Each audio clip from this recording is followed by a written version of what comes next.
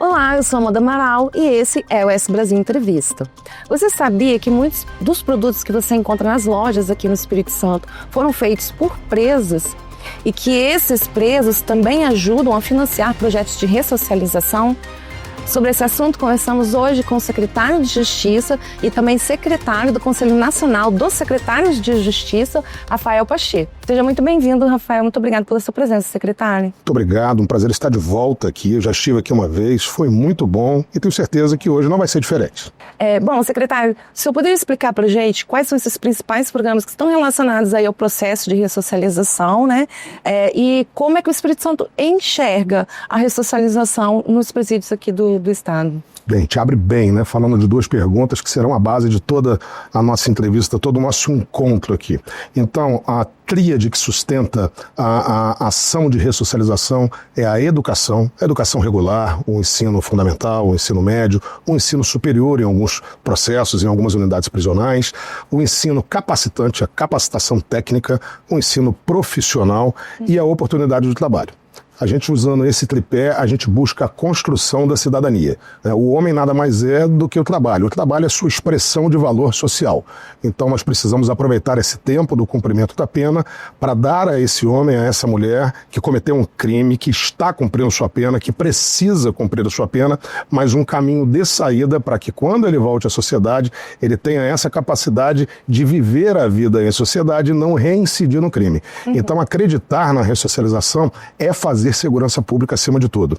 Esse é o que nos guia, esse é o cotidiano da Secretaria de Justiça e é a visão do Estado do Espírito Santo, comunidade federativa, como política penitenciária, acreditar que é preciso atuar na transformação do ser humano para minimizar a ação criminosa por esses, em algum momento, cometidas. Bom, secretário, quando o preso ele é inserido no sistema, como ele percorre esse processo de ressocialização?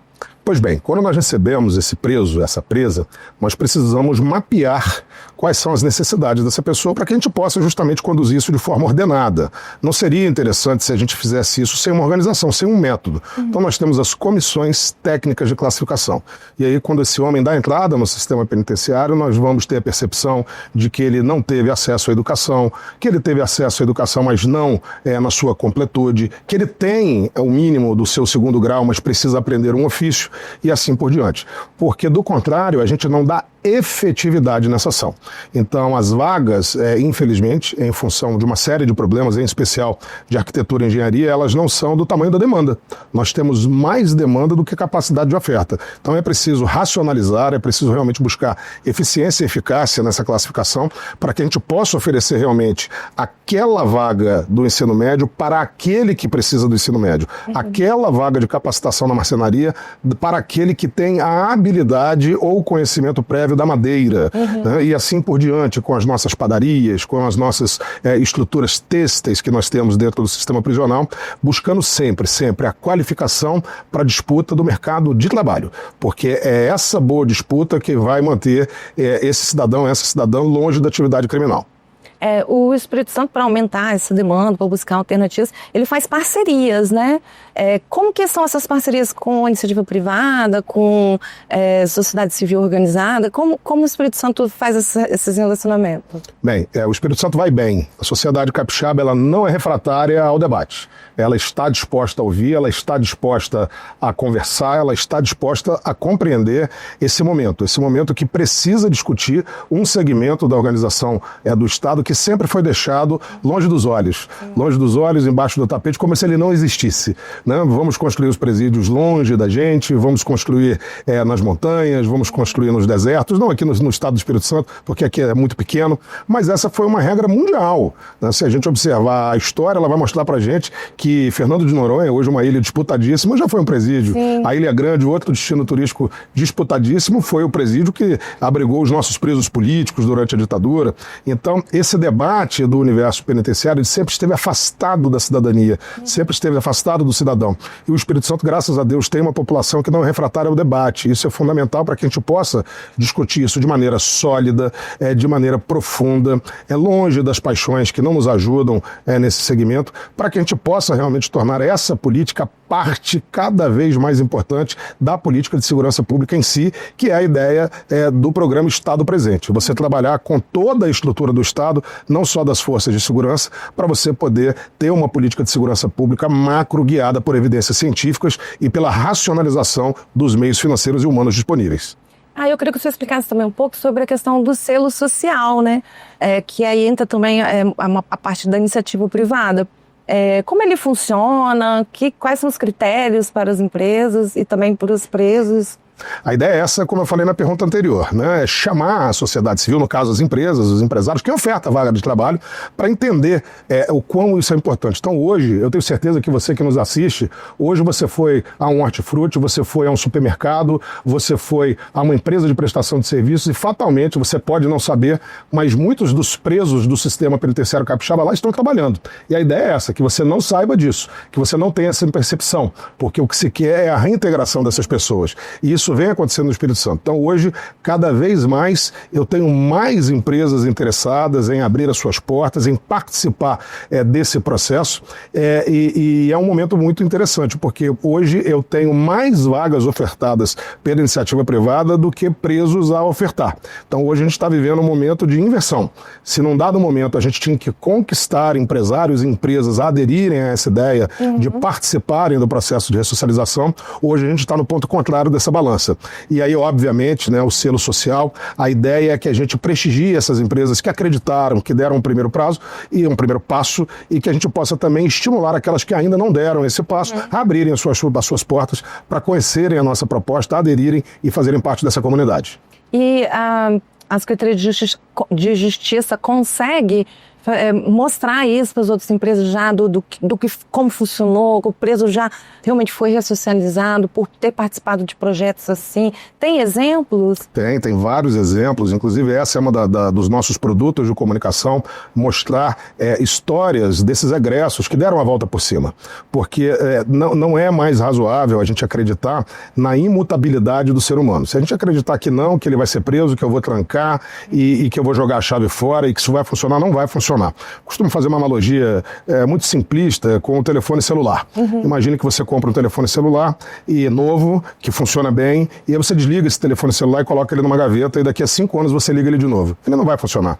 Por quê? Porque ele não foi atualizado, ele não recebeu as atualizações do sistema. Se a gente fizer uma analogia bem simples, é exatamente isso que vai acontecer. Se a gente acreditar que realmente colocar um ser humano atrás de uma grade 5, 10 anos sem nenhum tipo de ação sobre ele e acreditar que quando ele sair de lá, porque ele vai sair, não há pena de morte no Brasil, não há prisão perpétua, portanto ele vai sair. E acreditar que esse ser humano realmente vai funcionar depois de 10 anos sem nenhum tipo de ação sobre ele, realmente ter nessa perspectiva uma criança que é natimorta. Ela já nasceu morta e não tem a menor condição de dar nenhum resultado positivo. Tem muitas oficinas que eles participam dentro do presídio, né? Seja para aprender ou que geram produtos. O senhor pode contar um pouco desses produtos que são feitos dentro dos presídios aqui do Espírito Santo? Nossa, são inúmeros, né? A gente tem os produtos funcionais, né? Por exemplo, todos os uniformes que os presos vestem são produzidos por eles. Isso nos dá uma economia enorme para o Estado. Você imagina que eu consigo produzir esses uniformes a 20% do preço de mercado. Então, é uma parte significativa dos custos que o Estado não tem que aportar dinheiro dos impostos dos contribuintes. As sandálias que os presos usam, todas são feitas por eles. As roupas íntimas, as cuecas, os sutiãs, as calcinhas, todas feitas dentro do sistema prisional. Então, esses são os produtos do próprio universo do preso. Mas a gente vai agora para os produtos que não são feitos necessariamente pelo preso para o preso, mas já são empresas atuando no sistema prisional. Toda a comida produzida e servida no sistema penitenciário capixaba, 100 mil refeições dia, são preparados por empresas dentro do sistema prisional com a participação de 800 presos remunerados. Todos os pães produzidos no sistema penitenciário para consumo da população prisional são feitos em padarias operadas por empresas dentro do sistema prisional. E aí nós vamos para as demais oficinas. Nós temos desde oficinas terapêuticas, que também são importantes para a gente trabalhar a questão da violência, né? Porque o que você quer combater? A violência. Você quer reduzir a violência. Então nós temos oficinas de artesanato, que são terapêuticas, são parte do processo do tratamento penal na execução da pena, mas aí também chegando a parcerias com o Senac, onde a gente vai ter cursos de barbearia, de estética, de cabeleireiro, onde você vai dar a mesma formação que você tem aqui fora, a mesma formação dentro do sistema prisional. Ou seja, a gente vai ter ali a formação com a capacidade de disputa pela vaga no mercado de trabalho. Então nós vamos formar soldadores industriais. Então nós tivemos uma iniciativa em São Mateus, onde era preciso, por exemplo, fazer a reforma das portas das celas, aonde a gente fez uma parceria com o Senai e já formou ali mais de 100 soldadores industriais. Então a gente está o tempo todo tentando dar sustentabilidade no sistema prisional, transformando essa mão de obra ociosa, eventualmente ociosa, em mão de obra ativa e útil, diminuindo os custos do Estado e preparando essa população para o retorno à vida social. Tem também um trabalho muito específico daqui dos presídios do Espírito Santo, que são as rádios, né? Dentro dos presídios. Como esse programa funciona, né? Essa ação funciona e de que forma ela contribui também para a ressocialização? Olha, esse é um projeto que eu aposto muito alto nele, né? A gente vive a era da informação. Nós estamos aqui fazendo comunicação. Hoje eu creio que a informação ela é tão importante quanto a própria comida. Eu sei que pode parecer um exagero, mas não é. O bombardeio informacional que nós vivemos hoje nos torna refém dessas informações. É impossível você viver hoje sem acompanhar o que está acontecendo na cidade, no estado, no Brasil e no mundo. Né? Hoje eu acho que a gente nunca se sentiu tão próximo do mundo como em outros tempos. Né? As guerras estão no nosso telefone celular. O que acontece na Ásia, você está sabendo, né? Então imagina se a gente pode ficar de fora desse universo de informação. E a rádio é, sem dúvida nenhuma, o mais democrático meio de comunicação. Então, quando a gente leva uma rádio para dentro do sistema prisional, e é bom deixar claro, ninguém vai sintonizar uma rádio prisional. Isso não vai acontecer. Nós usamos a palavra rádio porque a mecânica de montagem dessa proposta é idêntica realmente a uma rádio, mas ela funciona com captação e transmissão de som de ponto a ponto só dentro da unidade prisional. Mas numa rádio cabe tudo. Você imagina que a gente pode colocar numa rádio, a gente pode colocar cultura, a gente pode falar da história do Espírito Santo, a gente pode falar de música, a gente pode falar de assistência religiosa. Então você imagina numa unidade prisional grande, com muitas galerias, mais de 1000 presos, fica muito difícil você entregar a assistência religiosa porque você tem um número pequeno de voluntários religiosos e de repente você tem um instrumento de comunicação que pode levar aquela assistência de forma uniforme a todos os presos de uma unidade prisional. Tem unidades prisionais com 1.500 presos. É um pequeno bairro, né? É um pequeno bairro. Então você imagina que a gente pode, diante de uma doença que esteja acontecendo na unidade prisional, a gente pode levar um médico e falar para toda aquela comunidade como evitar uma doença de pele, por exemplo. A gente pode levar a juíza da execução, o juiz da execução e falar das mudanças na execução penal. Isso tudo vai distensionando aquela unidade prisional, vai tornando aquele ambiente mais palatável para as ações de ressocialização. E, inclusive, você pode usar a própria rádio para aproximação familiar. Porque você imagina que uma mãe que tem um filho preso, ela está sempre preocupada com o que está acontecendo com o filho dela dentro de uma unidade prisional. Mas o inverso também é verdadeiro. Né? Para pensar que aquele filho também quer saber o que se passa com a sua mãe. Né? E isso, na medida que a gente consegue promover esse encontro, a gente faz a reaproximação das famílias, a gente torna esses momentos mais interessantes para os dois lados e com esse preso numa situação de menos tensão, de maior tranquilidade, as ações de ressocialização são muito mais eficientes, são muito mais eficazes. Então a gente acabou chamando a atenção dos ingleses, né, da BBC. Eles vieram aqui, um produtor de rádio da BBC, Phil Maguire, veio aqui com uma professora de Cambridge, a doutora Ruth Armstrong. Phil Maguire e Ruth Armstrong vieram aqui, gostaram muito do que viram e ontem eu estava em Londres, né, com eles conhecendo a proposta inglesa, né, que está num nível maior de evolução tecnológica. O conceito daqui eu diria que é até melhor, tá? Eu não fiquei enciumado com eles não, mas a proposta de tecnologia está num nível mais alto. E a gente vai trazer para cá no ano que vem, com o apoio deles, inclusive, um encontro internacional para debater essa proposta, as rádios prisionais. E os que estão no sistema, eles também utilizam a rádio? Eles também se comunicam através da rádio? Ou é da direção para o presidiário? Não, os presos eles precisam ser parte da ideia. Uma rádio prisional ela precisa ser feita pelo preso, para os presos, com a supervisão das equipes de segurança. Tudo dentro de um presídio é controlado. Não há nenhuma atividade que não seja controlada o tempo todo, toda hora, a todo momento. Porque é ínsito desse ambiente, né, você ter controles. Mas entenda que se a gente vai falar para um público, imagina você que você tem uma miríade de rádios na cidade, a rádio que toca música sertaneja, a rádio que toca notícia, né, fiz até agora uma propagandinha, né, um merchanzinho aqui, e cada um, quando entra no seu carro, quando está na sua casa, vai escolher a sua rádio de preferência. Então você imagina que nós temos uma população ali, uma população prisional de 1.000, 1.200, 1.400 pessoas que quer consumir esse produto. Então esse produto tem que ser feito por eles, para eles, com a nossa supervisão. E isso precisa envolver a direção. Imagina se você é um diretor de unidade prisional, você serve ao cidadão capixaba como seu cliente externo, mas você serve ao preso como seu cliente interno. Como seu cliente interno. Ele é o objeto do seu trabalho do ponto de vista legal. Então, o diretor, por exemplo, ele precisa ser incluído nesse processo da rádio. É preciso que os presos tenham um espaço, por exemplo, não para confrontá-lo, mas para questioná-lo. Afinal de contas, ele é a autoridade naquele momento, a autoridade pública que conduz o destino daquelas pessoas. Então ele tem que estar submetido ao escrutínio daquela população interna a quem ele serve, né? Ele é um servidor público e naquele momento aquelas pessoas são consumidoras daquele serviço público. Assim como eu, como secretário de Justiça, assim também eu sou. Nós devemos prestar contas à nossa sociedade. E naquele momento eles são os nossos clientes. Então a rádio precisa ter o envolvimento dos presos, senão ela perde sua finalidade. Sim. Agora vamos falar de um projeto que vem para inovar também, que é a parceria com o BID, né? Como o BID entra nessa questão do sistema prisional do Espírito Santo e qual que é a proposta? O que ele vem trazer de novidade, né? Olha que interessante, a gente vem falando aqui de ressocialização nesse tempo que estamos juntos aqui, e o BID, o Banco Interamericano de Desenvolvimento, ele não financia projetos prisionais. Mas ele vê no Espírito Santo uma proposta diferente. Ele vê que no Espírito Santo nós estamos falando de unidades prisionais, mas com unidades prisionais que têm um propósito para além da custódia prisional. Ou seja, o sistema prisional capixaba, ele é muito mais do que grades.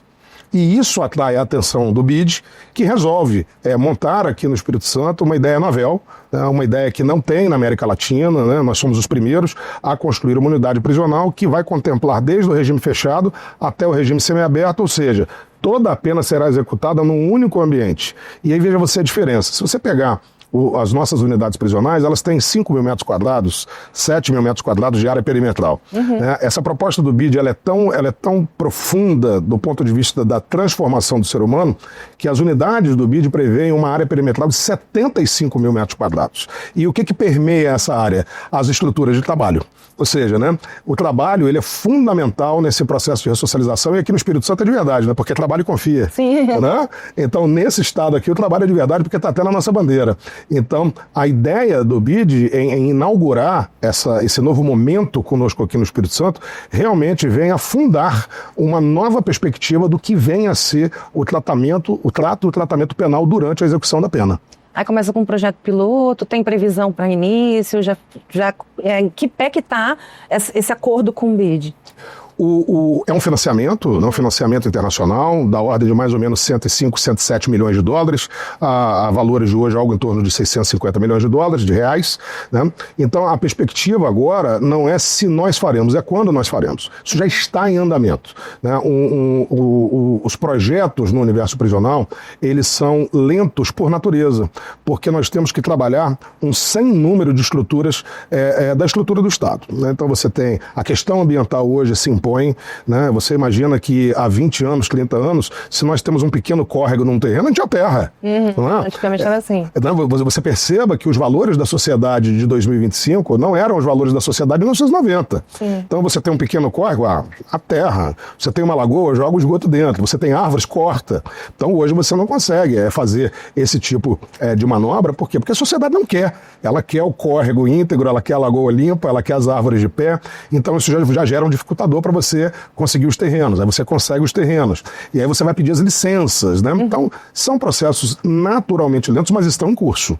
Estão em curso e, nesse momento, a gente já se prepara para fazer o projeto arquitetônico e de engenharia dessas unidades, para, se Deus quiser, no começo do ano que vem, a gente já lançar os editais aí e poder realmente começar a empreender essas obras. Secretário, não estava previsto perguntar isso, mas se eu puder responder. Eu posso. A ressocialização, ela pode ser medida em valores, assim, o quanto o Estado deixa de gastar, ou cada preso ressocializado, né, o quanto ele contribui de alguma forma para a sociedade. Tem essas pesquisas, esses estudos, ou ainda não é pensado isso? Veja que o programa Estado Presente, ele trabalha uma perspectiva de administração moderna de que o que não é medido não pode ser avaliado. É justamente a pergunta que você está me fazendo, né? E é justamente o caminho que a gente está buscando. Eu acho que esse é o próximo passo da Secretaria de Justiça. A gente trabalhar com a evidência científica para a gente começar a quantificar, a valorar o que nós estamos investindo, o que nós estamos adquirindo, quanto nós estamos gastando e quanto isso realmente está gerando de retorno à sociedade do ponto de vista numérico, do ponto de vista, né, quanto eu gastei e quanto eu deixei de gastar.